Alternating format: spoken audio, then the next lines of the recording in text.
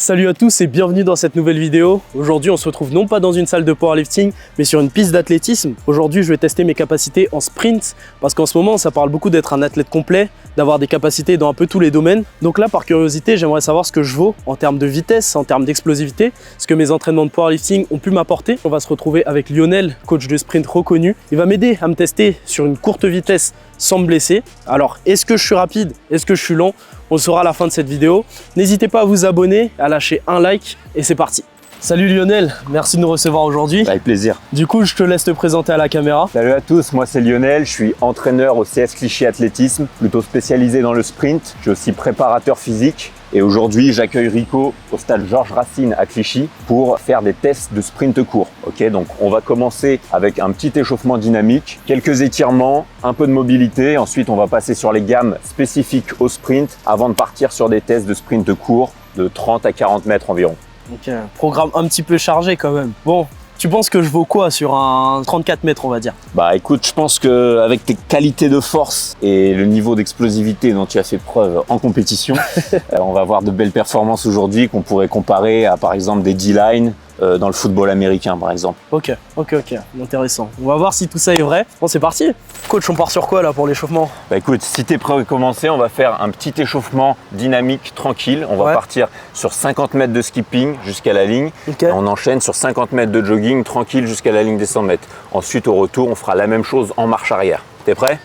Ok, let's go. Ça fait depuis le lycée que j'ai pas couru, je crois. En skipping comme ça, sur 50 mètres, le but c'est d'être léger au sol et de rebondir, parce que la qualité numéro 1 du sprinter, c'est de savoir rebondir et d'être léger sur ses appuis, de passer le moins de temps possible au sol. Ok. Donc là on arrive aux 50 mètres, on passe en jogging et ça fait 100 mètres.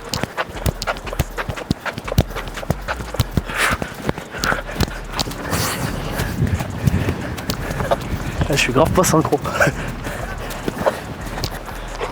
Ok, donc là on est allé dans chaque plan, vers l'avant, vers l'arrière et dans le déplacement latéral. Donc on a échauffé un petit peu tout, les abducteurs, les ischios, les quadris, pour continuer à faire rentrer le haut du corps dans l'équation. Donc on va faire du skipping avec un windmill avec les bras comme ceci. Et tu vas t'aider des bras, en fait, tu vas caler le rythme des bras sur les jambes pour qu'ils t'aident à rebondir. C'est parti. Voilà, parfait. Ah, j'ai l'air con hein.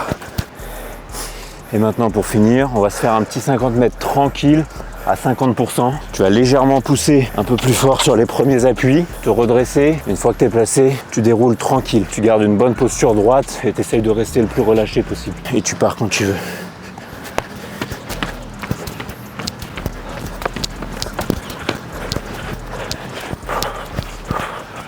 Ça va mon gars? On a fini la première partie de l'échauffement. Ok. Maintenant, on va passer à la mobilité. Mobilité, ok. Ça va, au niveau cardio, ça réveille un peu, mais ouais, ça tranquille. crame pas. Ouais, c'est quand même là, c'est tranquille. En fait, moi, quand je cours ou quoi, c'est pas nécessairement mon cœur qui est le facteur limitant, mais c'est mes muscles. Ouais. Tu vois, je sens que je suis engourdi comme si j'avais fait une série de 40 quand je commence à rentrer dans le dur, mais je suis pas nécessairement essoufflé, tu vois. Ok. Plus les facteurs périphériques que centraux. Maintenant, on va partir sur un petit circuit pour bien activer les fessiers, activer les cuisses avant de faire quelques étirements et partir sur les gammes. Donc là, on va partir sur 10 fentes marchées.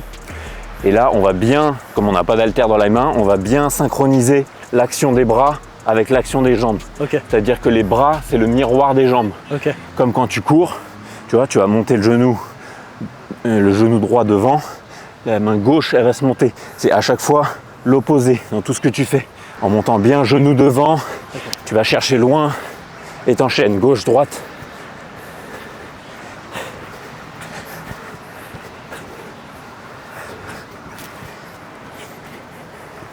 Le fait d'être dans cette position, ça me fait penser à un truc, mais je peux pas le dire pour YouTube. Je crois gamer. On coupera ça au montage. 10 demi-squats, main sur les hanches, en engageant bien le bassin vers l'avant, tu contractes les fessiers.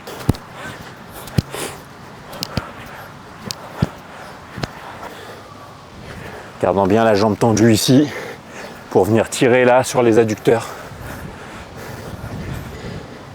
Tu ouvres bien au milieu, tu fais des allers-retours en essuie-glace. Voilà, essaye de garder tes épaules engagées vers l'avant sans trop t'allonger derrière. Voilà, nickel. La rotation interne elle est pas ouf à gauche.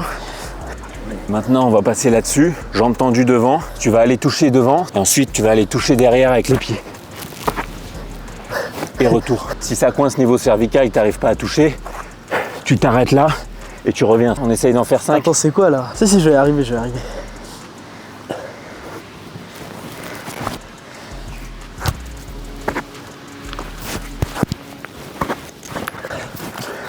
Ah non, j'ai pas ce niveau de mobilité. Attends, je réessaye. Ouais, c'est les cervicales qui coincent. Et même chose de l'autre côté.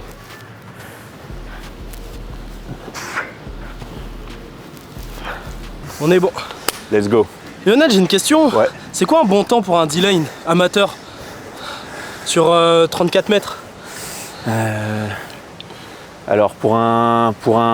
Là, en gros, j'ai mis un plot à 30 yards, à 30 mètres, je veux dire, et un plot à 40 yards, soit 36 mètres 50 à peu près. Donc pour le test de 40 yards, je dirais... Ok, 40 yards, c'est 36 mètres, pas 34, ouais, c'est ça? Exactement. Okay. Et je pense que pour un gars comme toi, on peut viser moins de 5 secondes aux 40 yards. Je pense que ce serait un bon objectif pour aujourd'hui. Okay. L'avantage de ce système de chronométrage, c'est que sur le même sprint, je pourrais avoir ton temps de passage aux 30 mètres et ton temps de passage aux 40. Tu vas faire un sprint de 40 yards et j'aurai donc 2 chronos. Ton chrono sur 30 mètres et ton chrono sur 40 yards. Okay. Ce qui te permettra de te comparer aux athlètes, parce qu'en sprint, on utilise plutôt le test sur 30 mètres. Là, on va partir pour finir l'échauffement sur des gammes athlétiques, donc des sprint drills. Donc on va partir sur 20 mètres, on va faire des trucs assez variés. À chaque fois que je te donnerai une consigne et on reviendra en marchant. Donc tu vas faire 2, 1, 2, 1, 2, 1, 2, 1, 2, 1.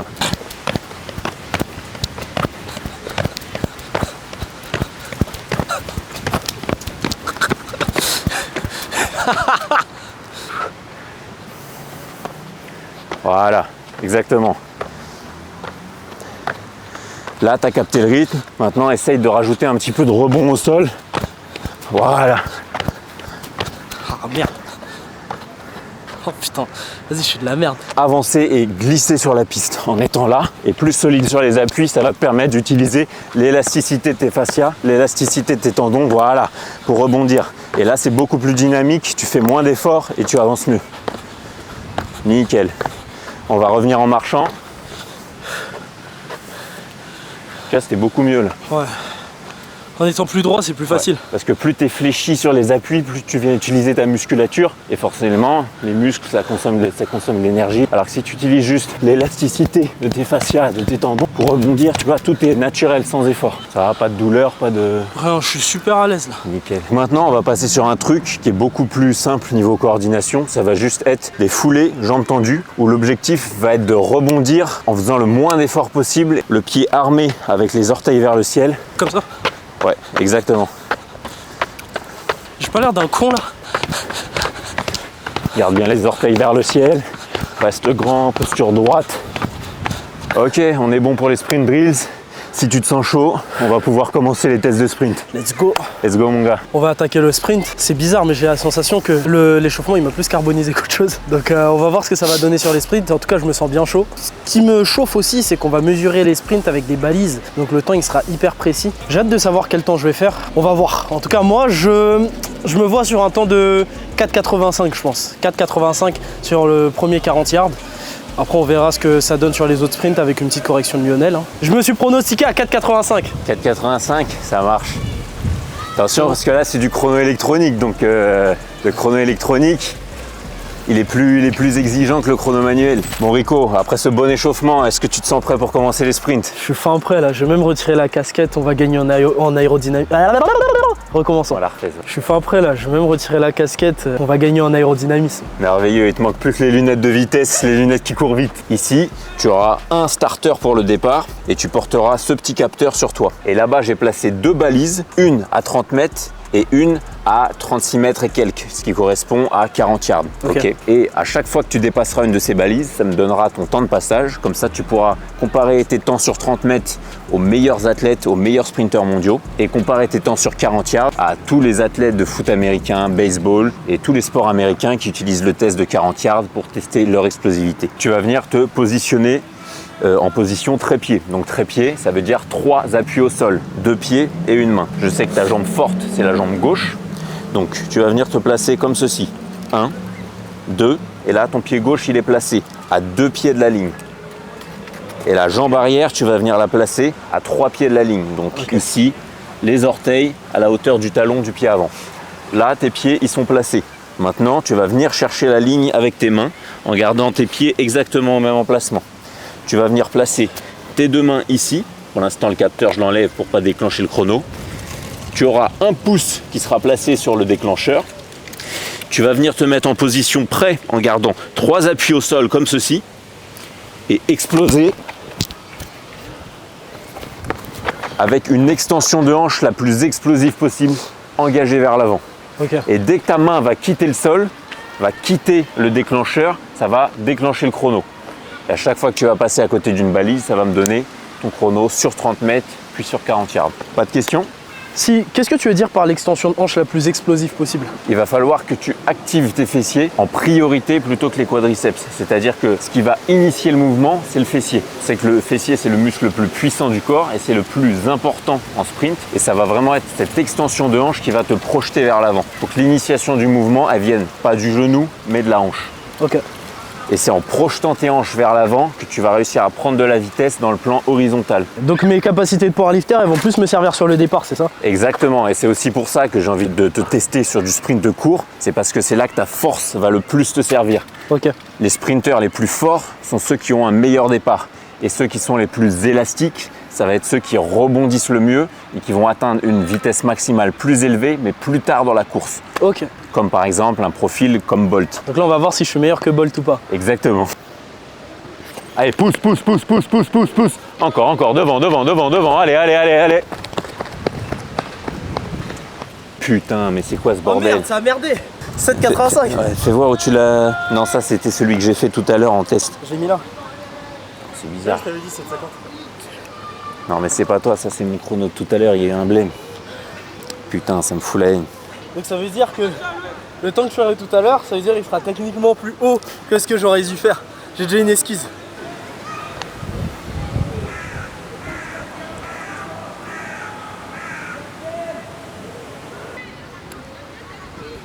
Allez, pousse, pousse, pousse, pousse, pousse, pousse, pousse, pousse, pousse. Allez, devant, devant, devant, c'est ça, jusqu'à la ligne. Allez, allez, allez, allez, allez, allez, allez. Verdict, ça va pas te plaire. Mais c'est pas possible. 5,54. C'est pas possible. C'est pas possible, il y a un bug là. Non, non, non, il y a un bug, il y a un bug. Mais c'est quoi ce temps d'alcoolique? Réaction à chaud. Non, c'est quoi ça? Non, c'est pas possible. Je vais pas sortir la vidéo. Écoute, les chiffres ne mentent pas. Hein. Non, là, les chiffres ils mentent. Les hommes disent la vérité, les chiffres mentent. Moi, je te propose un deuxième essai. Ah bah, je vais en avoir 10. C'est quoi ce temps de soulard là? Je suis choqué.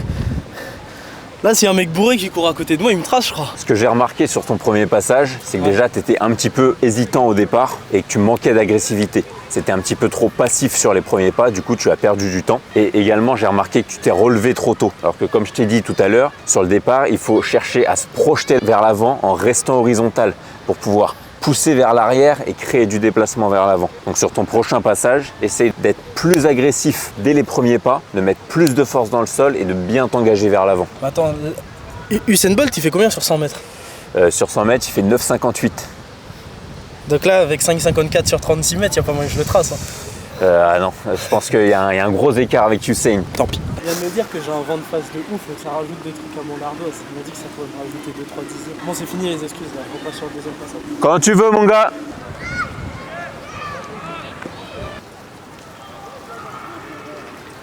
Allez, allez, allez, encore, encore, encore, encore. Défait par sa performance, allongé au sol, Rico cherche des excuses pour justifier sa contre-performance du jour. Bon, c'est un petit peu mieux que sur le premier passage. On voit que tu as cherché à appliquer les conseils. Non, mais je suis meilleur en powerlifting. L'athlétisme, de toute façon, ça m'intéresse pas. Je suis venu parce que je m'ennuyais. Non, plus sérieusement, franchement, je suis choqué de ouf. Tu l'as fait au manuel? Ouais. 5,43. Ouais, j'ai même pas d'excuses. Après, au manuel, je suis très très méchant parce que bon, j'ai un bon temps de réaction, donc ok. Je suis assez strict sur les chronos manuels. Mais là, si j'étais dans ton équipe de foot américain, tu me mettrais à quel poste? Bah écoute, sur le banc. D-line ou O-line. Hein. Le truc, c'est qu'avec la masse que tu déplaces, en fait, ce qui compte pour ces postes-là, c'est l'inertie que tu crées. Donc c'est ta vitesse fois ta masse. Ok. Donc avec la masse et la force que tu as, déjà cette vitesse c'est très bien. Si tu rentres dans un gars à cette vitesse là, ça va faire plus mal que si moi je rentre dans un gars, même si c'est un petit peu plus vite. Un camion qui va à 80 km/h, c'est mieux qu'une Clio qui va à 100 km/h. Tu vois, ça c'est comme quand ta meuf elle te rassure. C'est pas grave d'en avoir une petite, faut bien s'en servir. Sur 30 mètres, les meilleurs du monde ils font 3,58. Je crois que c'est Su Bingtian, là, le chinois, qui a fait ça au JO en 2021. Su Bingtian en demi-finale des JO de Tokyo 2021. Sur les 30 premiers mètres, t'enlèves le temps de réaction, il fait 3,58. Et Bolt, quand il fait son record du monde en 2009 à Berlin, il fait 3,63 sur les 30 premiers mètres. Donc tout le monde disait, ouais, Bolt, il a pas un bon départ et tout. Ouais. Tout est relatif. Ouais, là, on part sur le dernier sprint, sur 30 mètres. Selon Lionel, c'est là où je devrais être le plus fort. Premier degré, je suis moyennement surpris par le temps que j'ai fait, c'est-à-dire 5,50, dans le sens où je me sens très lourd quand je cours.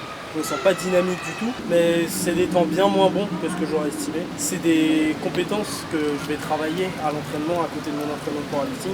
Et d'ici peut-être 6-8 semaines, je vais me retester sur le fun, sur des courtes distances comme ça, pour voir si je me suis amélioré sur mon explosivité. Allez, pousse. Allez, encore. Donc 4,63 au chrono manuel, 4,66 au chrono électronique sur 30 mètres. Là regarde, même on voit sur le short, Emma, le vent de face que tu as. Je pense qu'il y a au moins 2 mètres secondes de vent de face, donc c'est pas idéal pour la performance, on va dire. Et je fais tout mon possible pour trouver des excuses. Non mais c'est vrai, en plus il y a un vrai vent de face vraiment fort. Dans les compètes d'athlé, il y a un anémomètre sur toutes les courses qui est placé juste à côté de la piste pour mesurer le sens du vent sur toutes les courses. Et ça permet de mettre en contexte les performances. Et en fait, si le vent est trop positif sur une course, il n'est pas homologué. C'est possible dans le sens inverse? Et dans le sens inverse, non, parce qu'en fait, ça va juste ralentir. Mais de toute façon, tu vas pas battre un record du monde avec un gros vent dans la gueule. Ok les gars, du coup, sur 30 mètres, là, je suis à 4,66. 4,66 au chrono, comment ça s'appelle déjà? Chrono électronique, chronolomatique. Au chrono électronique, chronolomatique? Chrono automatique. Ah, chrono. Je suis tellement lent, ça m'a rendu dyslexique. Au chrono manuel, je suis à 4,63. On va bosser tout ça. En tout cas, merci à vous d'avoir regardé cette vidéo. Si cette vidéo vous a plu, n'hésitez pas à lâcher un commentaire, parce que j'ai quand même beaucoup couru, c'est dur pour un powerlifter. N'hésitez pas à lâcher un pouce bleu et à vous abonner. Et on se dit à la prochaine pour une prochaine vidéo. C'était Rico et Lionel. Ciao.